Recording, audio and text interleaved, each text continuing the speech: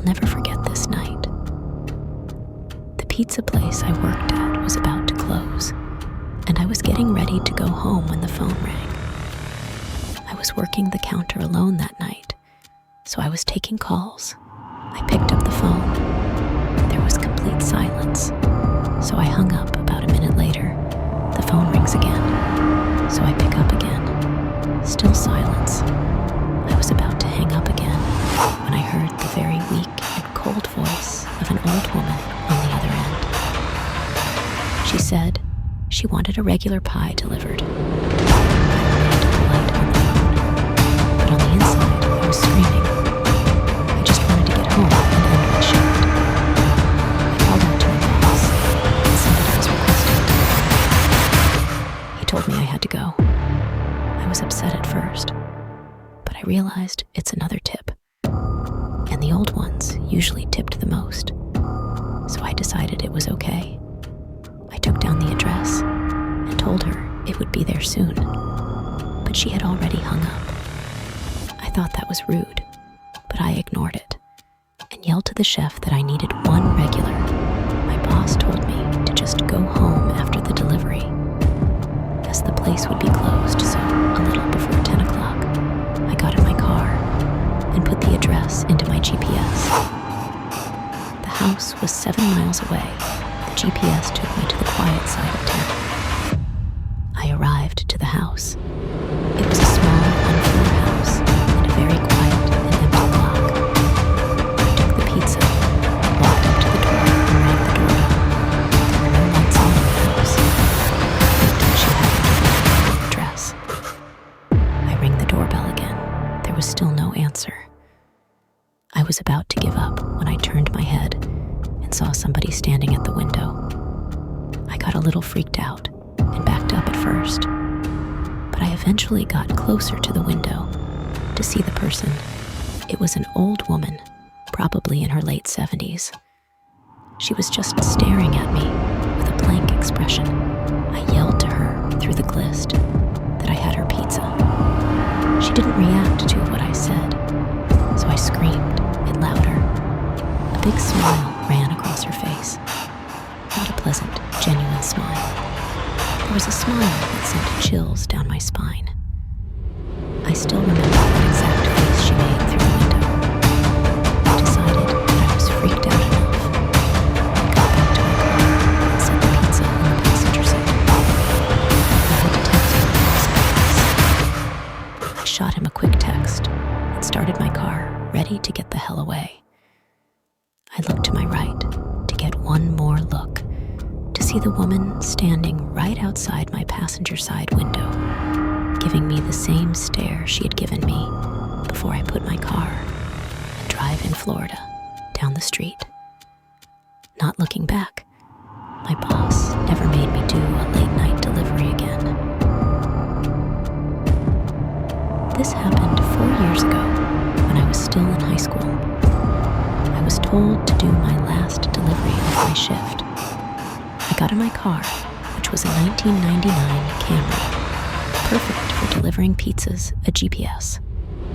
The address of my phone, I live upstate in the country, so all pizza deliveries were long drives. I remember the sun was starting to set, so it was probably around 7 o'clock, after a good 15 minutes of driving through the forest. E-Dirt Roads, my GPS said I had arrived. It was an old little cottage lake house, made almost entirely of wood. It was sitting all by itself in the middle of absolutely nothing but forests. The lawn was completely unkept, as the grass was almost at knee height. I was used to this kind of thing, so I didn't think much of it. I took the pizza to the front door. There was no door, though, so I knocked loudly on the door within 10 seconds. I heard the sound of footsteps hitting wood on the inside of the house. The footsteps made it to the door and stopped. I started to feel uneasy. I got the feeling that I was being watched. That's when I noticed there was a peephole on the door. It's the pizza guy. I heard a low, harsh-sounding voice on the other side of the door, telling me to bring the pizza out back.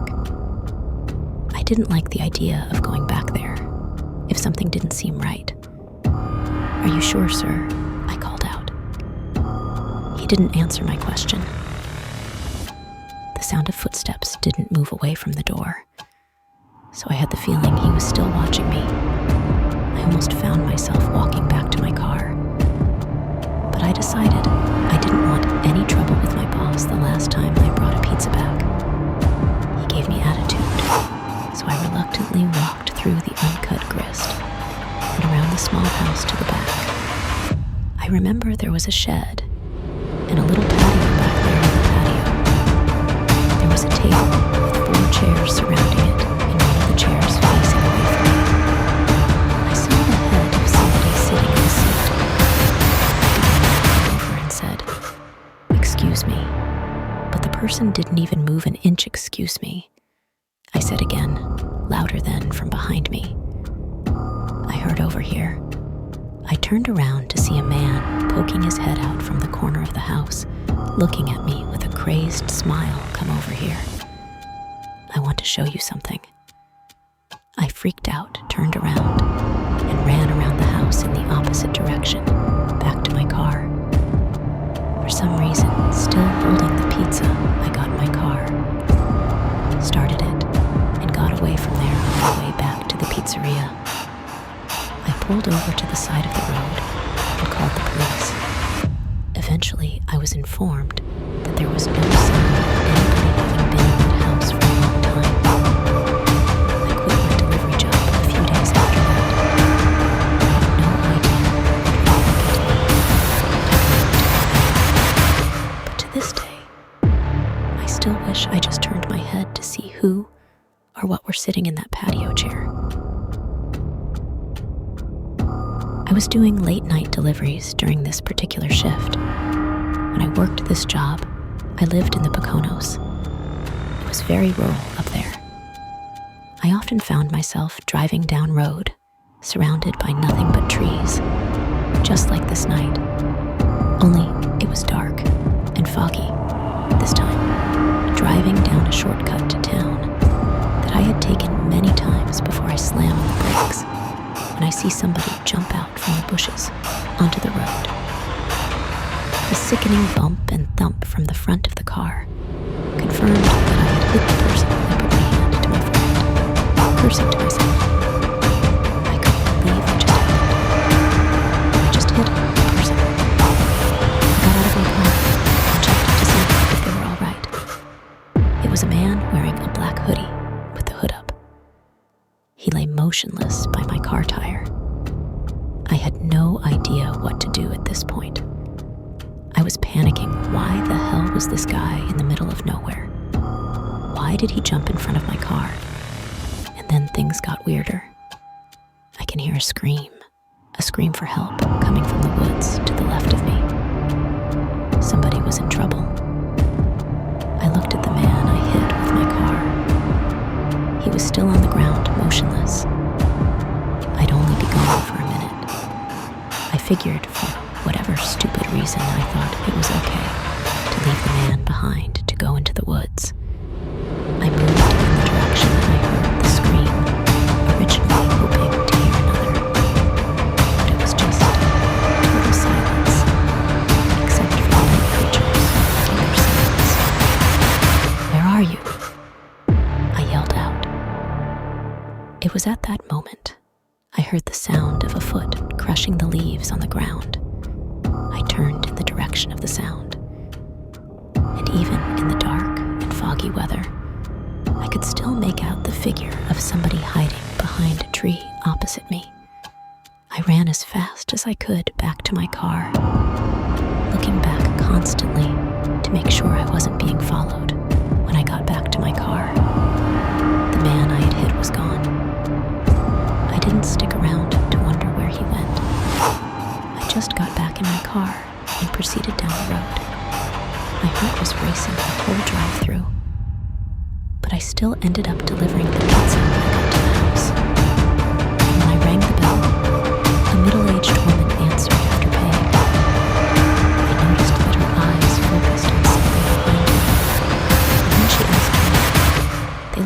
guys have delivery partners now. I was confused and asked her what she meant, and she told me, "You got someone with you in your car." I felt a pain in my stomach as I turned and saw somebody sitting in the back seat of my car. I called the cops using the woman's phone, and they arrived shortly after. But the person in the back seat of my car was already gone. The scariest thing about this whole story, the police found a bloodstained knife on the floor of my car, where the man was hiding. This memory still haunts me every day. And I can genuinely tell you, it's painfully scary just to imagine how things could have turned out.